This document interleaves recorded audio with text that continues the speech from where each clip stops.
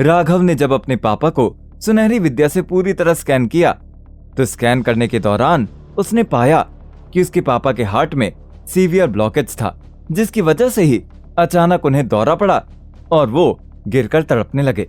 तब उसकी नजर पड़ी जो सुइयां उसने लगाई थी वो भी निकल गई थी और वो खुद से बोला, कहीं सुइयां निकलने की वजह से तो इनकी हालत इतनी खराब नहीं हुई, मुझे उन्हें तुरंत वापस लगाना पड़ेगा। राघव ने सुनहरी सुइयों को निकालने के लिए जैसे ही अपनी जेब में हाथ डाला वो शॉक्ड हो गया। उसने शॉक्ड होते हुए कहा, ये कैसे हो सकता है? मैंने तो सुइयां अपनी जेब में ही रखी थी, शायद लड़ाई झगड़े में गिर गई हो। मैं अंदर से दूसरी सुई लेकर आता हूं।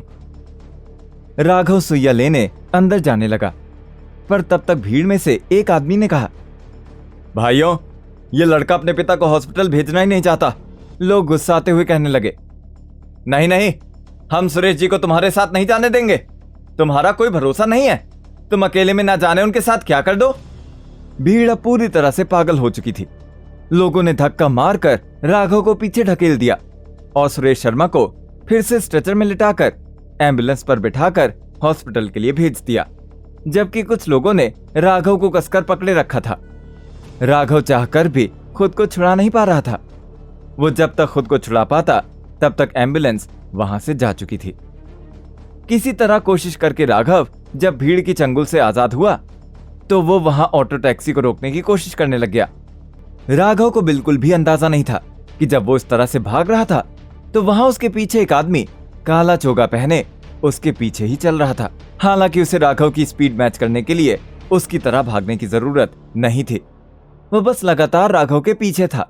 इधर सोनल अब तक घर नहीं पहुंची थी, वो कार में ही थी और रोहन उसके बगल में सो रहा था। राघव, मैं, तुम, रोहन, हम कितने परफेक्ट लगते हैं साथ में, एक परफेक्ट फैमिली की तरह। रोहन भी तुमसे कितना प्यार करता है, you are a father figure for him. पर तुम्हें ये बात क्यों नहीं समझ में आती? तुम्हें उस नेहा में ऐसा दिखता क्या है? खैर जो भी हो, मेरे पास इस मुश्किल का एक हल है। इतना कहते हुए उसने कार चलाते चलाते ही फोन उठाया और तुरंत ही दूसरी तरफ से एक आदमी की आवाज आती है।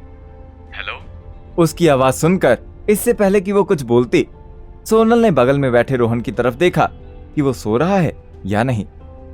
उसे गहरी नींद में सोया देखकर वो बोली, मुझे स्नेहा नाम के कीड़े को अपनी जिंदगी से बाहर निकालना है और इसके लिए तुम जो कुछ भी करो, जैसे भी करो, मुझे उसकी परवाह नहीं।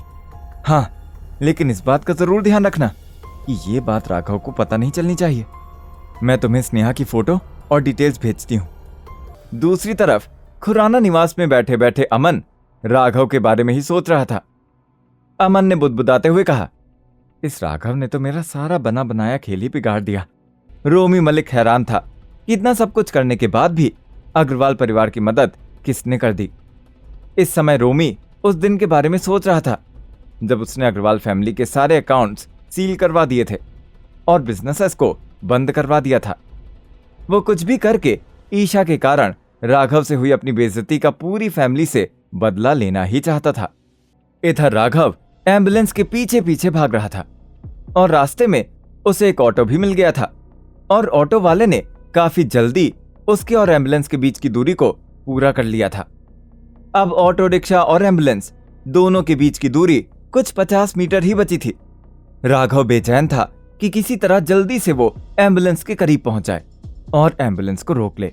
वो बार बार ऑटो से बाहर की तरफ झांक रहा था और चिल्ला रहा था, रोको, एम्बुलेंस रोको भैया। उसने ऑटो रिक्शा वाले से कहा, भैया थोड़ा और तेज चलाइए ना, हॉस्पिटल पहुंचने से पहले मुझे एम्बुलेंस तक पहुंचना है। रिक्शे वाले ने हड़बड़ाते हुए कहा, सर अगर और तेज चलाऊंगा तो रिक्शा अपना संतुलन खो देगा। राघव को उसकी बात सही लगी। तभी राघव की नजर आसमान पर गई। आसमान बादलों से घिरा हुआ था, लेकिन अचानक से बादल छटने लग गए और चांद नजर आने लग गया था। जैसे ही चांद नजर आया, चांद को देखकर राघव के होश उड़ गए। राघव पूरी तरह से घबराया हुआ था। घबराते हुए राघव ने कहा, आज तो ब्लड मून है। आज वो दिन आ गया था जिसकी भविष्यवाणी उस साये ने की थी। आज ब्लड मून की वो रात आ गई थी जिसके बारे में तैयार रहने के लिए उस साये ने राघव को आगाह किया था। टेंशन की वजह से राघव की जान सूख गई थी। उसने कपकपाते हुए कहा, मैं खुद में इतना ज्यादा बिजी हो गया कि मुझे होश ही नहीं रहा कि ब्लड मून आने वाला है। मैंने तो अभी अपनी शक्तियां भी जागृत नहीं की हैं। अब मैं क्या करूं? कहीं ब्लड मून की वजह से ही तो पापा की तबीयत खराब नहीं हुई है। और इस वक्त उसे अंदाजा भी नहीं था कि जो आदमी उसके पीछे चल रहा था वही आदमी इस समय उसी ऑटो की छत पर उकड़ू तरीके से बैठा था और वो लगातार उस लाल रंग के चांद को देखकर हाथ जोड़े मंत्र बुदबुदा रहा था।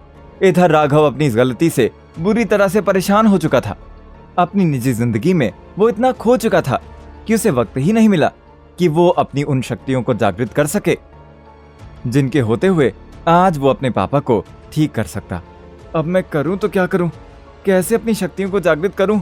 कैसे खोलूं उस मिस्ट्री बॉक्स को? कैसे बचाऊं अपने पापा को?